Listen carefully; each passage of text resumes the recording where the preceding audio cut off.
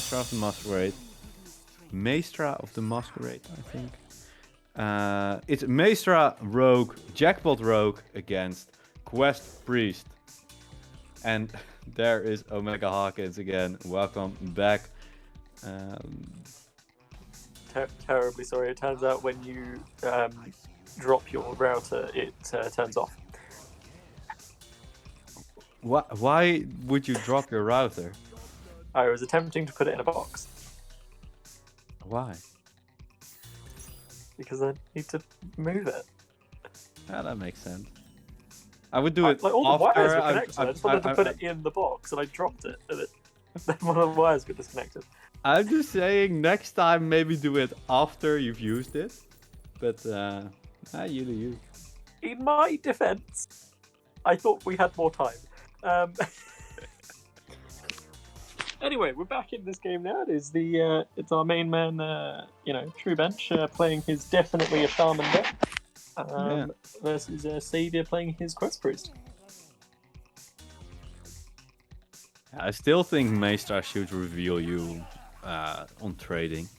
It just goes against the spirit of the card. Nah. Oh, it's a rogue! Oh my SAVOR is gosh. quaking in his boots right now.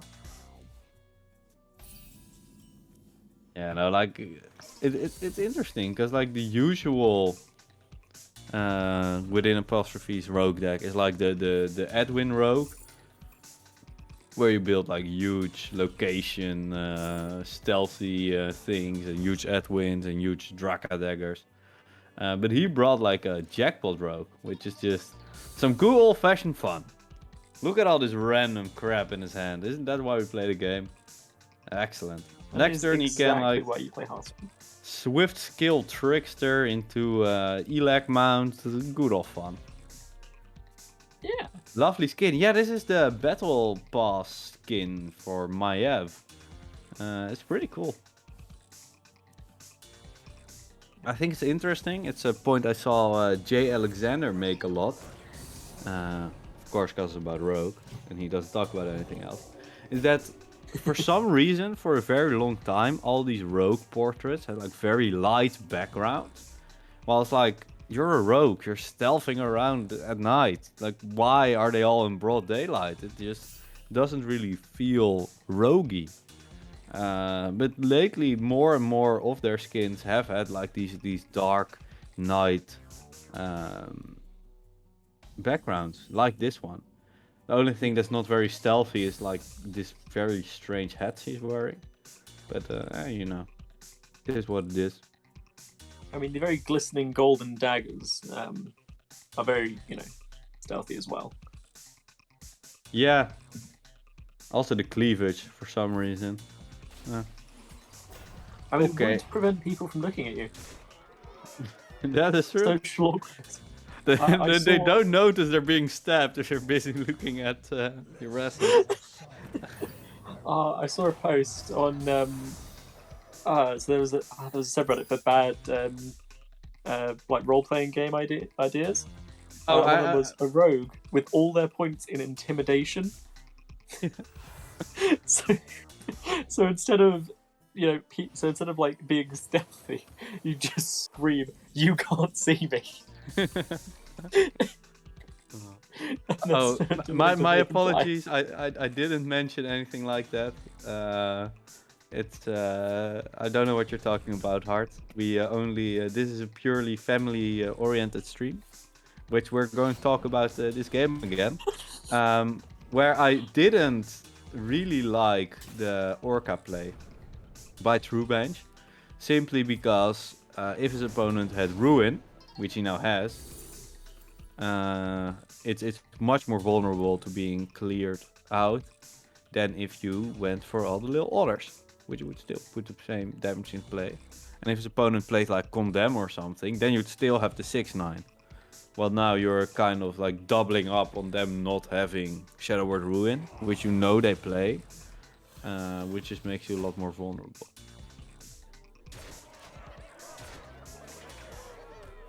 And I suspect we'll see the silence though. Ooh, that's strong. Not only dropping the Tarantula Death Rattle, also completely removing the Elec mount. That's even stronger than Shadow Word ruining it. I'd say he could take control of this minion, and I'm going to assume that Shadow Stepping it works the way that I think it does. Yeah, it does. Yep. Also, by the way, what you said reminds me of this other great D&D post I once found about like Sir Barrington or something like that. Yeah. Which is like a player who played a bear and then put like all his points in like stealth and disguise and stuff like that. So he basically convinced everyone around them that he was like a person, and he had a butler that spoke bear that would translate for him, and then he played the entire campaign basically convincing everybody that he was just a normal gentleman until some random guy by some random miracle threw like perfectly and actually like uncovered his disguise. I was like, hey, this isn't a guy, this is a bear. And then, well, everyone around that character thought it was crazy because of course not, it's Sir Barrington. I do not mean to cut you off here, but TrueBench has just beaten Savior. Yeah, and that kind of surprised me, but the tempo was just too much. I think the Elec mount was such a great pick, even it being silenced, getting it from contraband stash again, very strong. TrueBench might have had, SAVOR might have focused a bit more on clearing the board than he did. But I think this is also just a very unusual matchup. I don't think he's have played it very much, since you never see this deck on ladder. And I think that's actually like a key to why TrueBench made it this far. Like, irregular decks can be very strong in tournaments because your opponent isn't as familiar with it, while you are usually familiar with what your opponent is doing. Because, well, you play against these decks all the time on ladder. Meanwhile, we're going to game 2. It's a mirror. It is. Big Spell Mage against Big Spell Mage. Yeah. Well, they are running different lists. Yeah. So, for example, Savas has the good old Morgdrash and Skeleton package, and our mainland TrueBench has gone for the more, I want to say, traditional stand on Big Spell Mage. Yeah, are they not just running the same list?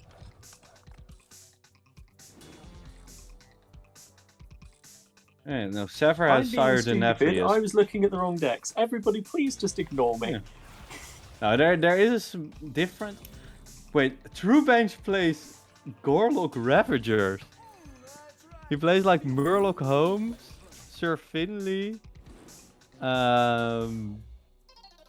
Mutinous, and then 2 Gorlock Ravagers to find them. That's pretty crazy. Okay, that's pretty cool. I think I like SAVOR's deck more though. With the Sire the Nephius, I think that's a stronger pick than putting a bunch of random Murlocs in your deck just to have a bunch of random Murlocs in your deck. So I was looking at, instead of looking at round 3 of the top 8, which we're now currently going through, I was looking at round 3 of the Swiss.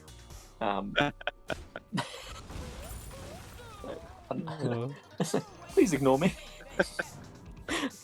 I'm having as someone that I know would say, a mental moment. I mean, normally I'd say, you know, it's fine. It's late.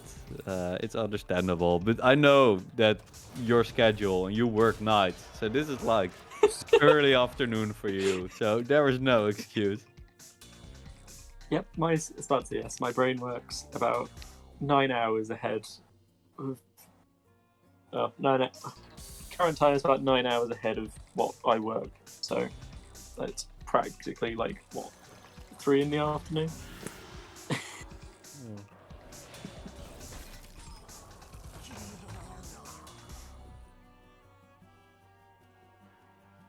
This was a very strong Smothering Starfish, by the way.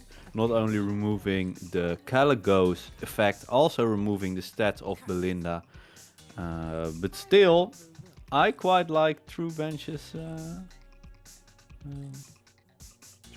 position here. I think he's doing. He's in quite a strong spot still. Despite Alex being frozen, it's still something that SAVOR has to deal with.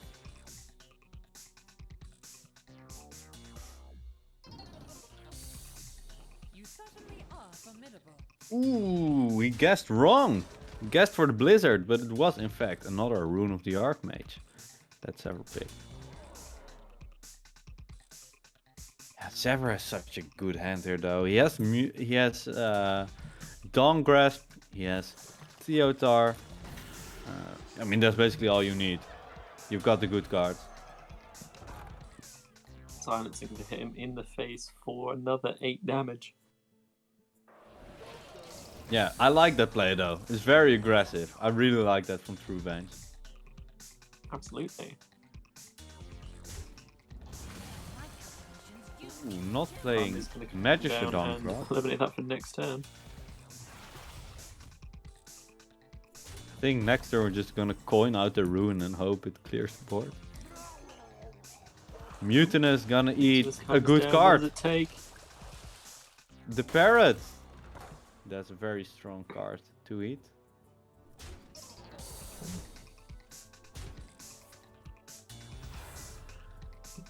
Attack first and then rune. I think.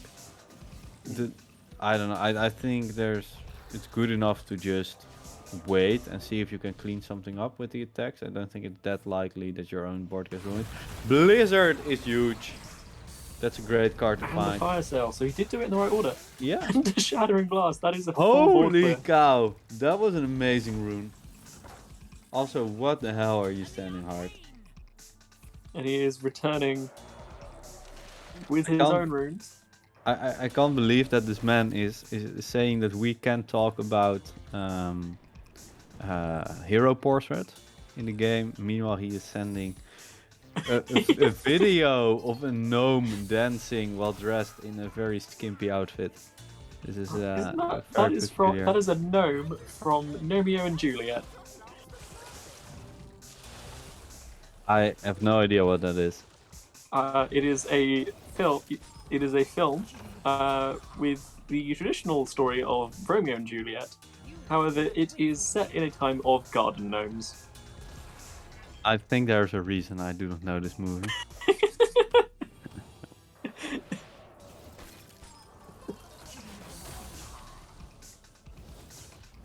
Meanwhile, SAVOR has played Magister Dawngrasp. And he has upgraded his hero power. And now TrueBench played the Parrot, which is good, but it also means that, oh no, okay, now we can't use it anymore to upgrade the hero power more. Ooh, fireball to the face. To the face, sets him down to 9.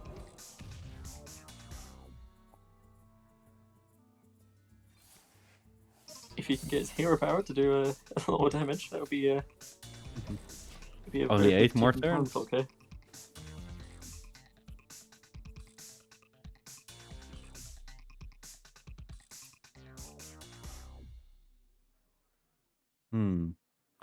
Yeah, this is kind of a nothing hand. And you also kind of don't want to rune, because you might actually need it. Although you do have another Parrot, so I guess you might as well. Oh, right, you need to check for counter spell. Ah, yes. That's why TrueBench, that's why SAVOR made it all the way in this tournament and we didn't.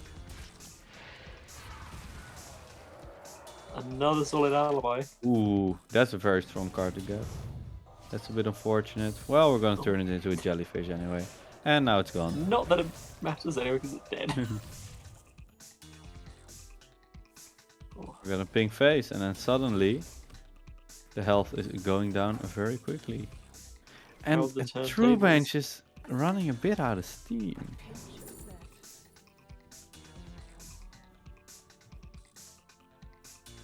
This all isn't it.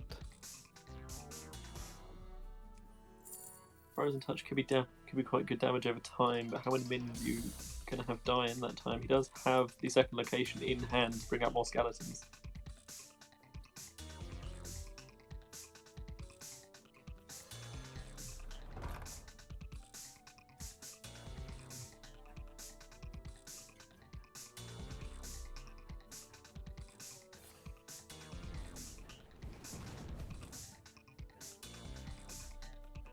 Yeah, I think this is... I don't know. I think it's closer than it looks. It looks like TrueBench is just completely dominating, but SAVOR is not in that weak of a position. And 25 health can go very quickly against a Magister Dawngrad.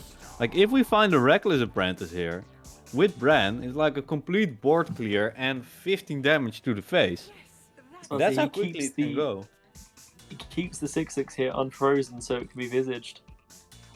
Oh, yeah. Hit him in the face here. That's cool, though.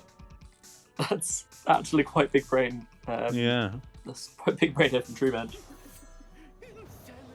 Oh, the magic is going to come down.